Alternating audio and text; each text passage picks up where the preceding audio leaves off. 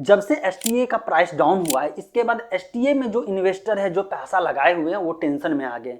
क्यों टेंशन में आ गए? क्योंकि इसका प्राइस डाउन हो गया है। जब प्राइस डाउन हो गया है, नीचे आ गया है, तो लोगों को, कुछ लोग तो ये सिखा रहे हैं कि यार अभी मौका है, अभी खरीद लीजिए, क्योंकि पहले $3 तक गया हुआ है ना, तो फिर से $3 तक जाएगा तो सस्ता में खरीद लीजिए, आपको जो है यहाँ पे आने वाले समय बहुत ज्यादा रिटर्न मिलने वाला है। और ये कह के कुछ दिन के लिए फिर से प्राइस अप होता है, लेकिन रियलिटी तो रियलिटी है, फिर से डाउन हो जाता है। तो इसके पीछे खेल क्या हो रहा है आपको समझना है ना। अगर आप एसटीए इन्वेस्टर हैं, एसटीए में पैसा लगाए हुए हैं या एसटीए में लगाने की सोच रहे हैं, तो थोड़ा देर के लिए, कुछ मिनट का थोड़ी देर के लिए वीडियो है, ये देखिए, समझने की कोशिश करिए कि आखिर इसके पीछे क्या क्या हो सकता है संभावना। मेरा एक अपना ओपिनियन यहाँ पे ये है कि जो भी इसको डेवलप किया, अपने पास तो वो टोकन रखे हुए हैं, राइट।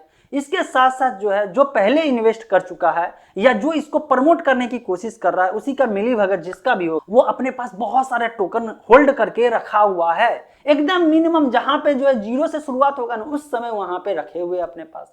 अब उसको, जो भी बंदा डेवलप किया, उसको तो चाहिए था कि ये सर्कुलेट हो, इसका जो है बाय एंड सेल हो, जिससे कि यहाँ पे जब ट्रेडिंग होना शुरू होगा, लोग इसको खरीदना शुरू करेगा, प्राइस जब अप होगा तो उस समय देखा जाएगा तो प्रमोट कैसे किया जाए।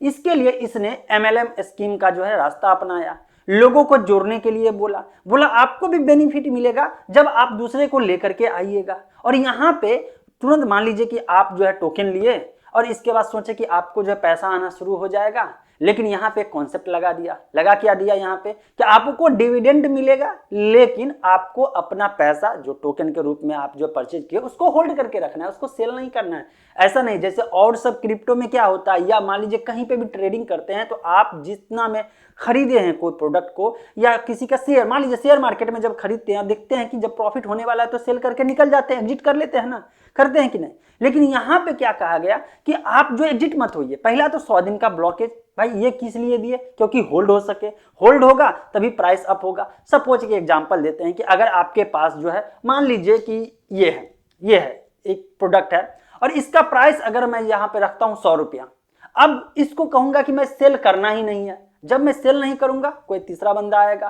कहेगा यार ये 200 में दो, मैं कहूंगा सेल ही नहीं करना, अब प्राइस हो गया 200। अब एक चौथा बंदा आएगा, वो कहेगा कि ये 400 में दो, मैं कहूंगा फिर भी नहीं सेल करूंगा, इसका प्राइस हो गया 400। और इसके बाद क्या होगा, कोई पांचवा बंदा आएगा और कहेगा कि ये करो ना, ऐसा है कि ये जो है 450 में दे दो या 500 में दे दो, मैं कहूंगा ले लो, अब ले लो, 500 प्राइस हो गया। देखिए जब तक सेल नहीं हो रहा है प्राइस अप हो रहा है, और पीछे से जो बंदा था वो क्या किया कि अपना सेल करना शुरू कर दिया, आपको जानकारी दिए बगैर, क्योंकि उसका जो है एक मोटिव था कि पैसे को जो है निकालना है, निकाल लिया, प्राइस अप डाउन हो गया। अब आपको क्या सिखाया जा रहा है, देखिए फिर से $3 होगा, इसीलिए आप जो है खरीदना शुरू करिए। अब आप खरीद रहे हैं, फिर से आर्टिफिशियल तरीके से पैसा जो है, जो उसका जो प्राइस है, जो आप पैसा लगा रहे हैं, प्राइस अप होता चला जाएगा। दोस्तों यहाँ पे बात यह है कि कंप्लीटली मुझे लग रहा है कि आर्टिफिशियल तरीके से एक मोटिव के तहत जो है यहाँ पे प्राइस राइज किया जाता है, और इसके बाद इसके पीछे जो लोग हैं वो अपना जो है टोकन सेल करके फिर से निकल जाते हैं और आपको पंप एंड डंप में जो है फंसा देते हैं। लालच यहाँ पे क्या दिया जाता है कि आपको डिविडेंड मिलेगा, डिविडेंड के लालच में आप जो है टोकन को होल्ड करते हैं, आप सेल नहीं करते हैं। इसके बाद कंटिन्यूअस आपको डिविडेंड आता रहे, पैसा आता रहे, इसके लिए क्या कहा जाता है कि और लोगों को लाइए, है ना, जो ट्रेनिंग में बताया जाता है। अब आप और लोग को लाते हैं, उसका भी जो है यहाँ पर टोकन जो होल्ड हो जाता है, उसको डिविडेंड के रूप में क्या मिलता है, टोकन ही मिलता है, पैसा नहीं मिलता है। अब जब वो सेल करने के लिए कोशिश करेगा तो उसको ये बताया जाता है देखो यार बहुत इमरजेंसी हो तो सेल करना, अदरवाइज सेल नहीं करना।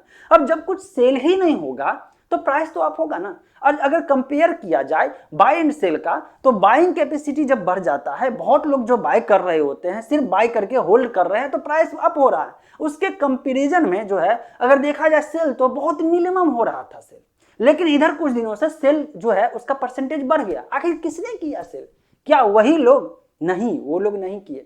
सेल वो लोग किए जो लोग पहले से इस ताक में थे कि बेवकूफ लोग आए, खरीदे, इसमें घुसे, अपना होल्ड करे, अपना सब कुछ करे, उसको कुछ कुछ मिलता रहे, उसको लगे कि मुझे तो पैसा आ रहा है, सच में आ रहा है। देखिए भाई, स्कैम जो होता है ना, जो फर्जीवाड़ा होता है ना, ये 500,000 रुपये का नहीं होता है, ये 5,000, 10,000, इतना 50,000, करोड़ों रुपये का होता है। और ये तो क्रिप्टो का दुनिया है, यहाँ पे बाउंड्री लेस है ना, कितने का होगा पता भी आपको नहीं चलेगा। बहुत सारे लोग गाली देने भी आ जाएंगे, कहेंगे यार मेरा तो इतना पैसा आ रहा है, मैं कब कहा हूं पैसा नहीं आ रहा है, पैसा तो आ रहा है।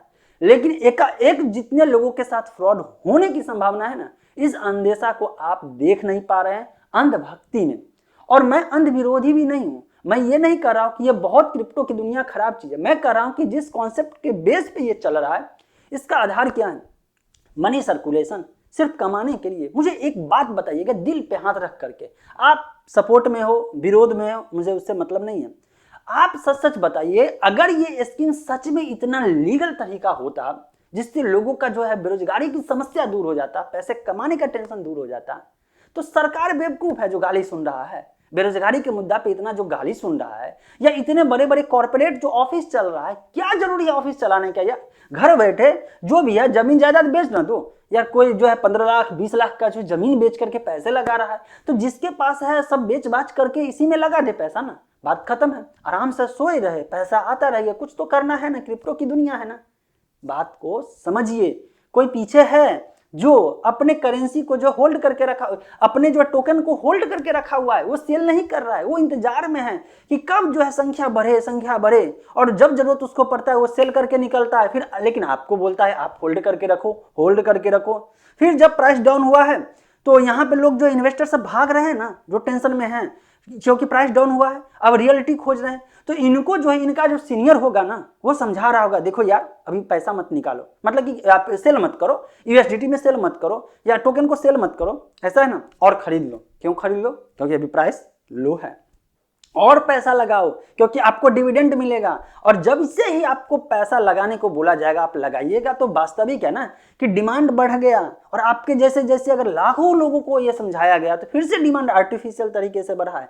रियलिटी डिमांड बढ़ कहां रहा है यार? इसके पीछे मैं बार बार कह रहा हूं कि इस क्रिप्टो के पीछे जो है रियल प्रोडक्ट, जो है रियल लाइफ में पब्लिक को, जो आम आदमी है उसको कितना यूजफुल होने वाला है, उसका प्रैक्टिकल यूजेज क्या है, क्या लोग इसके प्रोडक्ट को खरीदेंगे, इसका इस्तेमाल करेंगे। क्योंकि जब पब्लिक जो है उस कोई भी प्रोडक्ट का इस्तेमाल ही नहीं करेगा, या कहीं पे भी इस्तेमाल ही नहीं होगा, एक होता है B2C बिजनेस जो होता है वो, और कस्टमर के बीच में एक बिजनेस टू बिजनेस होता है। तो कोई ऐसा प्रोडक्ट बताओ ना जो कोई कंपनी इसको परचेज करे या इसके प्रोडक्ट का इस्तेमाल करे, जिससे कि उसके लिए जरूरी हो जाए कि इस टोकन के बिना जो है वो प्रोडक्ट इस्तेमाल ही नहीं होगा, और वो प्रोडक्ट इतना धांसू होगा, इतना बढ़िया होगा कि उसके लिए जरूरी हो जाएगा STO टोकन लेना। और इसके अगर कॉन्सेप्ट के बीच में आते हैं ना, तब होता है कि यार मेरे पास अगर टोकन रहेगा, बाद में तो इसका इस्तेमाल बढ़ने ही वाला है ना, तो फिर इसका प्राइस बढ़ेगा। ऐसे होता है। मैं क्यों बोल रहा हूं ये सब चीज? क्योंकि मैं स्टॉक मार्केट में बहुत सारे चीज पे जो है स्टडी किया हूं, राइट। फिर मुझे पता चला कि यार शेयर मार्केट में किस तरह से काम होता है, कैसे किसी का जो है प्राइस अप एंड डाउन, देखिए पंप एंड डंप वहां पे भी होता है, फंसता वहां पे भी है, सेबी आता है, रेगुलेटर है, यहाँ पे आकर के लोगों को फाइन जुर्माना सब दिया जाता है अगर कोई गलती करता है। लेकिन क्रिप्टो की दुनिया में कौन कहां से क्या कर रहा है, आप जो है ना आपको क्रिप्टोग्राफी मालूम है, ना आपको सही से क्रिप्टो करेंसी मालूम है, ना आपका बैकग्राउंड कंप्यूटर साइंस से है, आप सिर्फ कह रहे हैं मेरे बारे में या किसी और के बारे में। जो भी बंदा आपको सही चीज समझा रहा है उसको आप गाली देना शुरू करते हैं, कहते हैं यार क्या मालूम है तुम्हें, मुझे तो इतना पैसा आ रहा है। मैं बार बार कह रहा हूं, पैसा जब भी कोई बड़ा फ्रॉड होता है तो शुरुआत में दिया जाता है कभी। और मैं एक रियल घटना बताऊंगा, शायद उस समय मैं बहुत छोटा था, उस समय बहुत सारे लोगों के साथ हुआ, जो आजकल लोग मुझे बताते हैं, रियल लाइफ एक्सपीरियंस बताते हैं कि कैसे उनके साथ जो है फ्रॉड किया गया था। किसान के नाम पे कुछ ऐसा प्रोडक्ट दिया गया, कैसे सच में लोगों को मिला भी था। कभी समय मिले ना इस वीडियो के बाद ना, आराम से इंटरनेट पे बड़े बड़े फ्रॉड के बारे में जानकारी लीजिए कि कैसे 5-5 हजार करोड़ का जो फ्रॉड हो गया। अब उस समय में अगर 5,000 करोड़ का फ्रॉड होता है, 1,000 करोड़ का भी फ्रॉड होता है, उसका वैल्यूएशन आज के रेट में लगाइए ना। उस समय तो इतना टेक्नोलॉजी का जो है इस्तेमाल भी नहीं हो रहा था, आज कितना लेवल तक जाएगा। मेरी बात से अगर सहमत हैं तो अगले वीडियो के लिए रेडी रहिए, मैं और चीज एक्सप्लोर करने वाला हूं, रियलिटी बताने वाला हूं। देखिए मैं क्रिप्टो करेंसी के अगेंस्ट कभी नहीं हूं, मैं इसके इम्प्लीमेंटेशन के आधार पे जो है गलत तरीका से इम्प्लीमेंट किया जाता है, लोगों को फ्रॉड किया जाता है, इसके विरोध में हूं। क्रिप्टो करेंसी एक नया, एक तरह से कह सकते हैं इतना ज्यादा यूजफुल होने वाला है समय में, लेकिन सही क्रिप्टो करेंसी का इस्तेमाल करना जरूरी है, सही जगह इस्तेमाल करना जरूरी है।